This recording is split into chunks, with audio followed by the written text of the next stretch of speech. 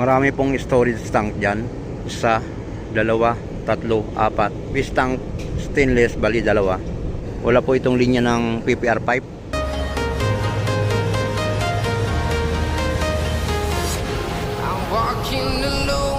Meron lang po siyang hose dito. Yung tubig dito sa taas, wala po siyang linya ng tubo. Napunta po doon sa supply ng ating water pump. Kinakargahan lang po ito ng truck, yung ating mga storage tank. Ako na po yung nagre-repiping nito dahil ang una pong ginamit dito ay PVC blue at nagkakaroon ng leakage na napakarami. Maraming butas, yan, at nilagyan ng epoxy. Ito yung aking panghuling gagawin. Ito ay walang tubo. Lalagyan ko po ito. Bibili akong bushing connector dito sa may hardware. Malapit lang. Yan o. Bushing connector, yun lang. Isang piraso. Pangatlo na yan. Oo.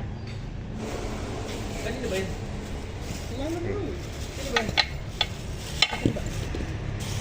Bushing connector ng storage tank. Meron po mga hardware na walang ganito. Meron pong plastic nito. Ito ang maganda. Stainless. Bushing connector. Uno.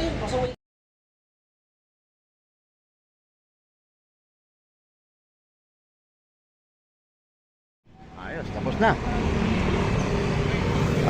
Kakabit ko na ito. Ito po yung aking mga kagamitan. Kumpleto na po ito dito sa aking waterline installation gamit ang PPR. Umpisa na po akong magbutas dito sa storage tank na wala pang abang. Ito po yung aking susukatan na uno. Tatanggalin ko po itong rubber. Ito po yung kukuhanan ko ng sukat. At yung aking pambutasan ng ating metal also ay putol na. Kaya ang gagawin ko, drill bit na lang. Mahal po yung bago nito, lalo na kung makita. Nasa 4,000 po yan. Mano-mano na lang po yung aking gagawin na pagbutas, drill bits gamit ang barina. Umpisahan ko na. Step by step, the clock is ticking, but there's no time for me. I've been flying from town to town, from London to Taiwan. I've been all around the globe trying to protect your soul. We are heroes tonight.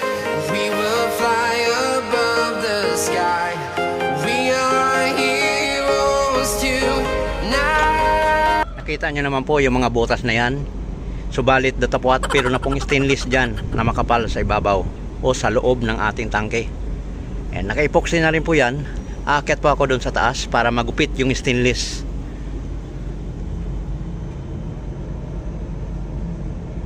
Ito ay may lalagay na rin sa loob ng ating tangke.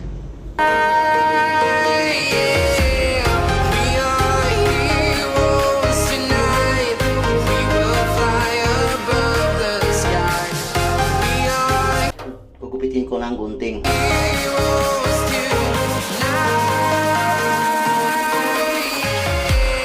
Lalagay ko na po ang bushing stainless dito sa additional na butas.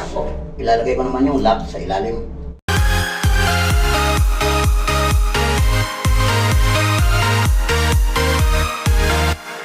Ito naman ang itsura dito sa ilalim. Ito ay hinasa ko pa ng flap disc para malinis natin yung mga gilid-gilid o paikot ng ating butas. Nilagyan ko po ng tukod para may kontra na po siya dahil ako lang naman ang mag-isa. Ito na yung lock niya at ganun lamang kasimple. Maglalagay ng panibagong butas dito sa ating storage tank. Uno po ito. Yan. Kahit wala ng teflon dahil ay rubber po yan. Ipitan ko ng yabi tubo.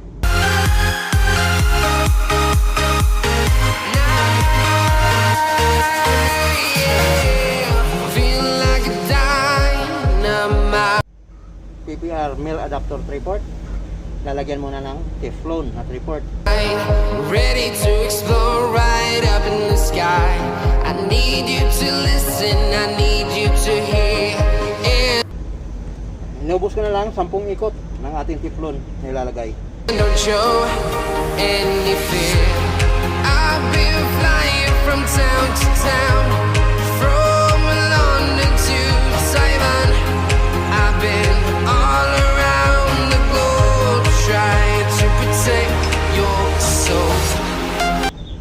busing, male adapter na uno. Dudugtungan naman ito ng nipli na PPR or PPR pipe na maiksi. Ito naman yung aking PPR pipe uno at magpuputol lang ako dito ng 4 inches.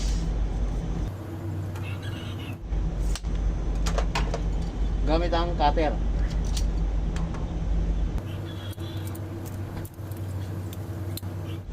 Ito yung ating onion patinte. We are heroes tonight. We will fly above the sky. We are heroes too. Uno. Shout out. Shout out. Shout out. Shout out guys. Shout out guys. Shout out sa mga taga Divisoria Price or Everest. Heroes tonight. Yeah. We are heroes tonight. We will fly above the sky. We are heroes tonight. Yeah. Pagka tinanggal itong storage tank ay kakalasin lang dito sa ating union patinte.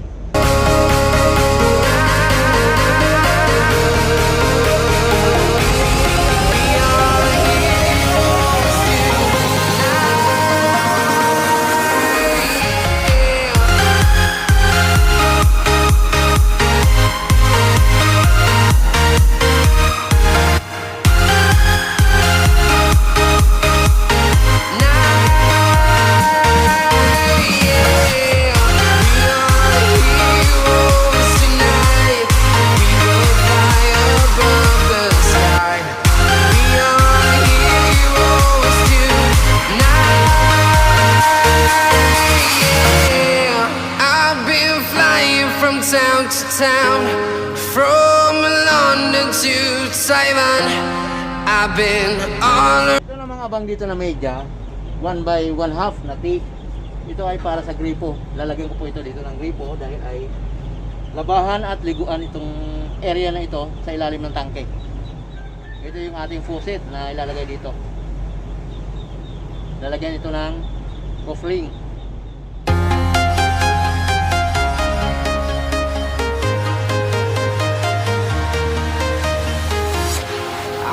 Paglalagay ng ating fittings ay hindi siya tabingi.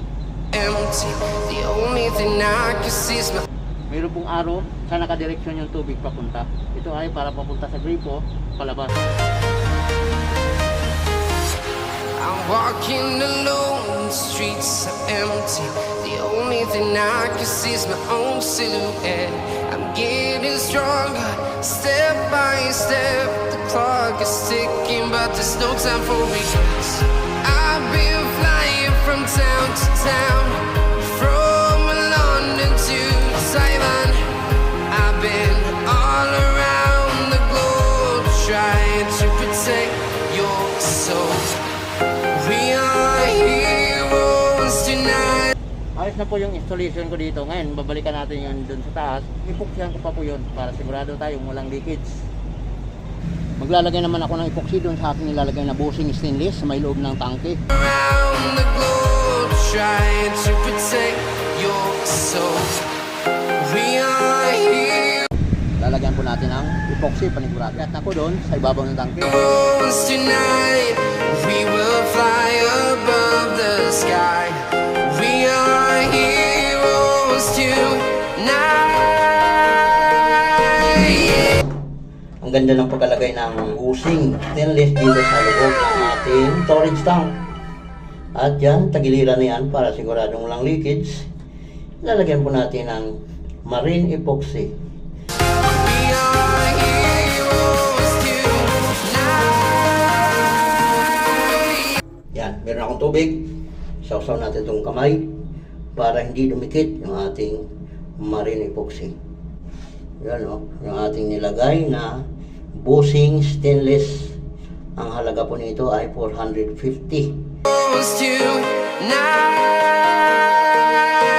Yeah. We are Maganda. heroes tonight.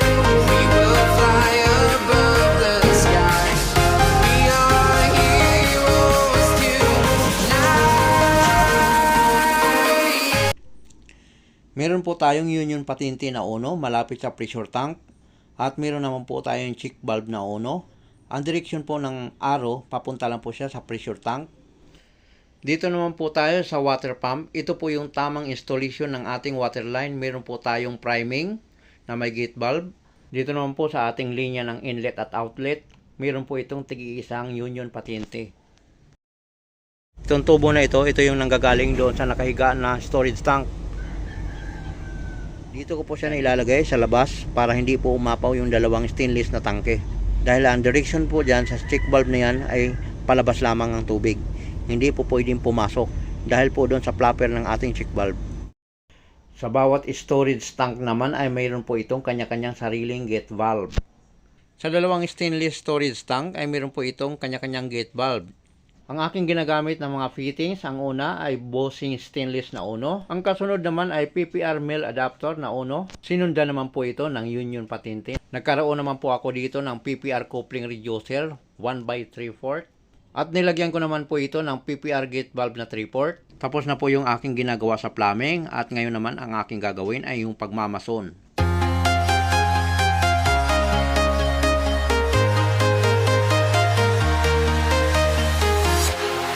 Walking alone, the streets are empty. The only thing I can see is my own silhouette. I'm getting stronger, step by step. Napaikutan na po ng hollow block yung paliguan. Lalagyan ko na po ito ng flooring. Puputulan ko yung aking paglalagyan naman ng floor drain. I'm getting stronger, step by step. The clock is ticking, but there's no time for regrets. I've been flying from town to town. Taiwan, I've been all around the globe trying to protect your soul. We are heroes tonight. We will fly above the sky. We are heroes tonight. Yeah. We are heroes tonight. We will fly. May asintada na po palibot at nakapag-topping na rin po. Tapos na, ang kauli-ulihan ko namang ikakabit ay BI floor drain na 4x4.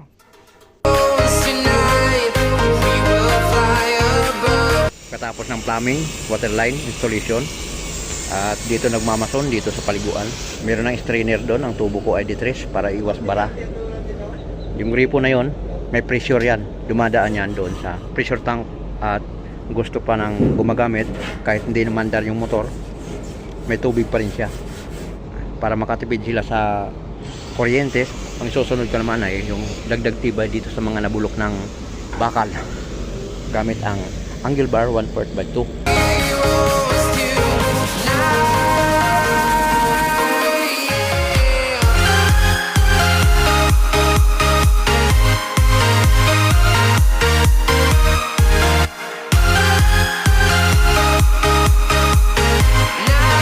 Ito na po yung storage tank na aking nililinyahan ng PPR pipe at nagmumukha na rin po siyang bago. Nakapintura na po ng epoxy primer. Naka-ready na rin yung aking angle bar 1/4/2.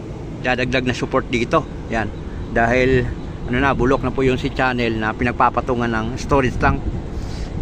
Pinturado na siya, nagmumukha ng bago. At ngayon, ito ikakabit ko na para ma-welding. Tatapusin na ito.